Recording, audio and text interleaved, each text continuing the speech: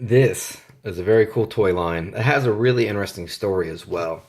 These are the Savage Mondo Blitzers. They were made by Kenner in 1991. This particular one is the Scars and Spikes gang with Kiss My Bat, Aping Wound, Lug Nut, and Eye Pus. You got some cool card art over there. You see Eye Pus on there.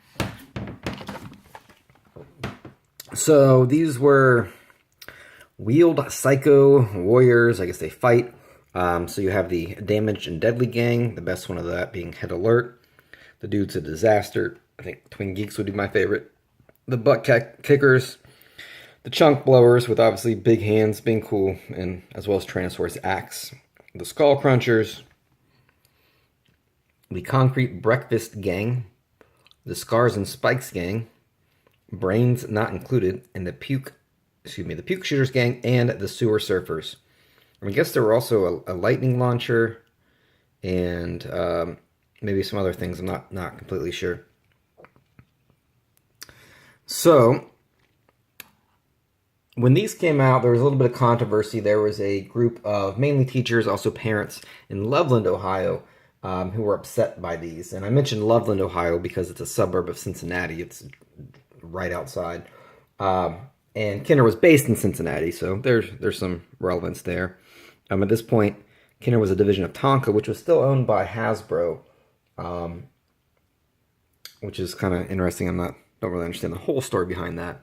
But obviously, parents were upset because of, names like Barf Bucket and Puke Shooters,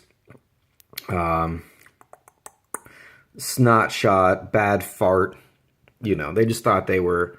they didn't like them. They didn't like kids bringing them to school. They were upset. They wanted to ban them and ban Kenner and blah, blah, blah, all that kind of crazy stuff. And it was similar to Garbage Pail Kids in the 80s. Parents were upset by that. And now what's funny is you can walk into Target, Walmart, some Kroger's, Toys R Us, pretty much any store and see, Trash Bag. I think it's Trash Bag Bunch. They're like the knockoffs of Shopkins that are gross.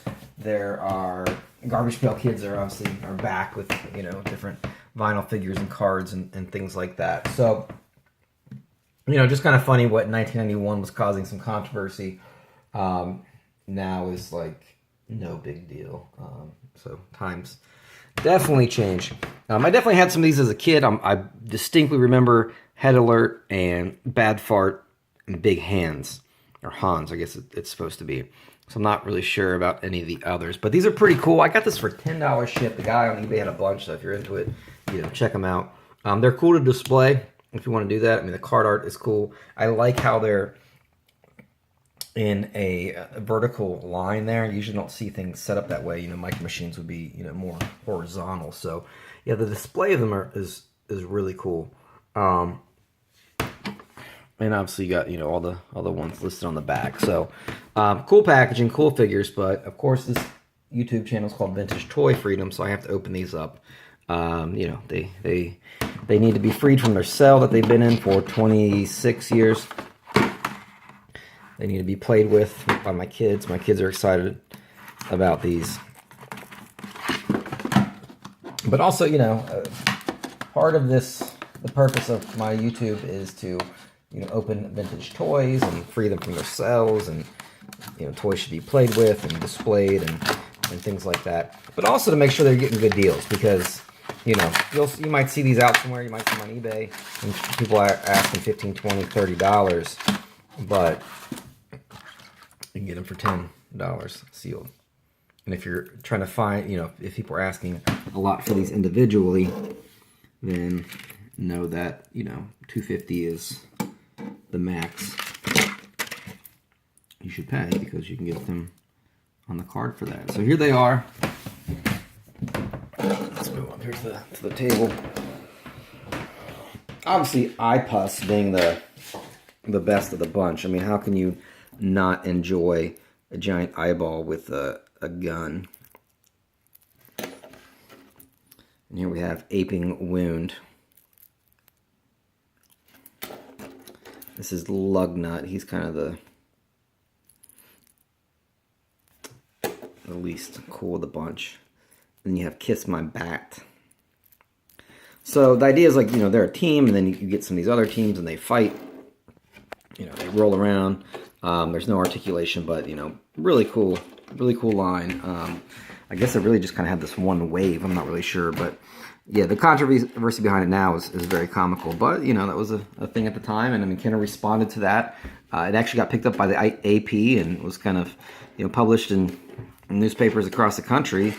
Actually, Jim Borgman, who was a Pulitzer Prize-winning editorial cartoonist for the Cincinnati Enquirer, actually made a editorial cartoon about that. The board of directors for Kenner, and they all have weird, like kind of gross names or something like that. So just kind of poking fun at that. So that they had their sort of 15 minutes of fame back in the 91, 92 when they were released, but they're kind of hard to find. I don't really see these out too often.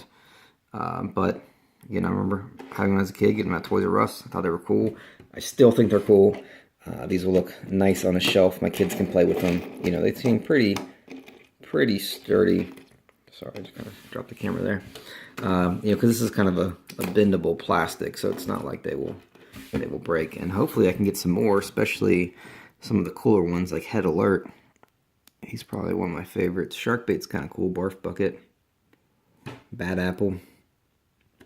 I definitely have the chunk blowers. That'll probably be something I have to get next. But I mean, that dude right there, he is worth it. So, thanks for watching. Glad you enjoyed it. Glad to share this with you.